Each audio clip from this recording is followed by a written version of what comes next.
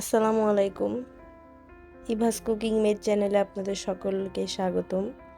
আজকের রেসিপিতে থাকছে বিফ ভুনা বা গরুর মাংস ভুনা তরকারি। খুবই সহজ, ঘরোয়া পদ্ধতিতে দেখাবো।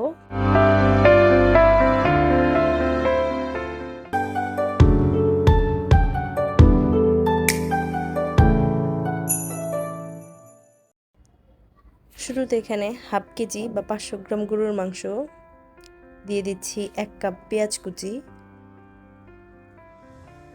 দিয়ে দিচ্ছি, 2 টেবিল চামচ আদা বাটা,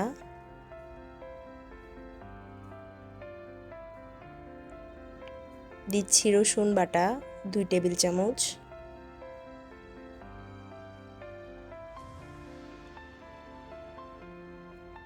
তারপর দিয়ে দিচ্ছি এখানে হলুদ গুঁড়া 2 চামচ,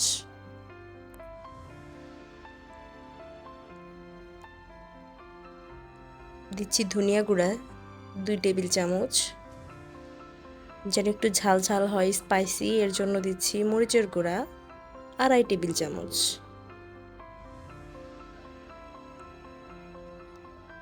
জিরা গুঁড়া 1 টেবিল চামচ,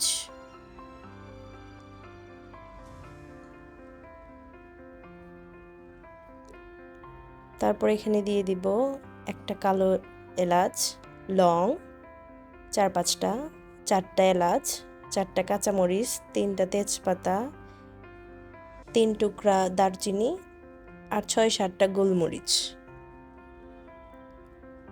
দিচ্ছি স্বাদ মতো লবণ। চেষ্টা করবেন লবণটা যেন একদম শুরুতেই দিয়ে দেওয়া যায়। দিয়ে দিচ্ছি সরিষার তেল 1/2 কাপ, একদম খাঁটি সরিষার তেল এটা। তারপর সবগুলো উপকরণ দিয়ে এটা ভালোভাবে মাখিয়ে নেব। দেখতেই পাচ্ছেন একদম ঘরোয়া মশলায় রান্না করা এই বিফ ভুনাটা খেতে খুবই মজা।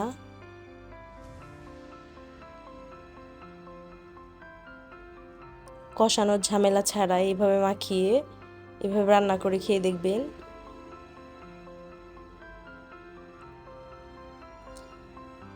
আরেকটা বিষয় হচ্ছে এখানে পানি দিব না, জাস্ট হাতটা ধুয়ে মশলা এইটুকুই পানি।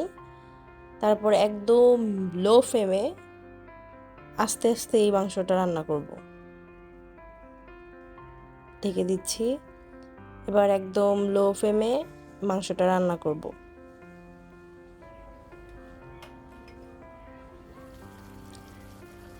এখানে আমার মাংসটা এটা পুরোপুরি রান্না করতে সময় লেগেছিল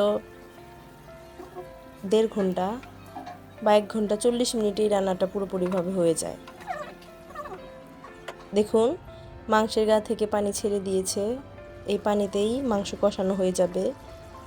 আমি 2 থেকে 3 বার ঢাকনা খুলে নেড়ে চেড়ে দিয়েছি।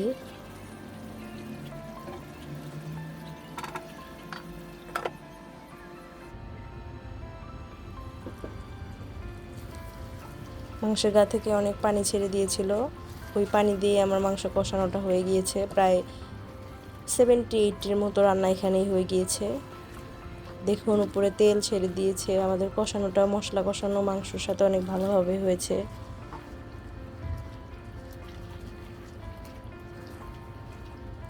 এই রান্নাটা খুবই সহজ, আর একটু সময় নিয়ে রান্না করবেন।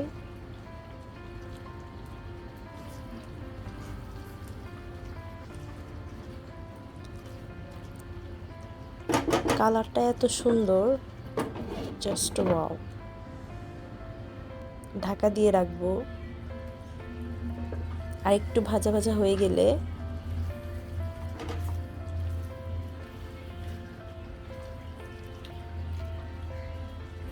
আবারও একটু ঢাকনা খুলে নেড়ে চেড়ে নিচ্ছি।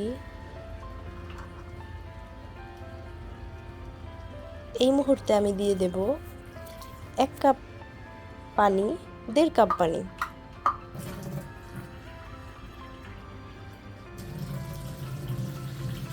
আর একটু সামান্য পানি দেব। দেখতেই পাচ্ছেন এখানে 1 কাপ আর পরে 1/2 কাপের মতো পানি, টোটাল 1.5 কাপ পানি দিলাম। এখন মাঝারি আছে মিডিয়াম ফ্লেমে বাকি রান্নাটা করে নেব। ঢাকা দিয়ে অপেক্ষা করব। পানিটা শুকিয়ে এসেছে দেখুন।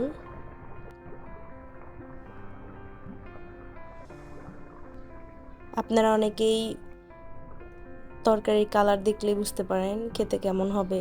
এটা দেখতে যেমন লোভনীয়, খেতে বেশ দারুণ হয়েছিল। আমার বাসার সবাই অনেক বেশি প্রশংসা করেছে খেয়ে।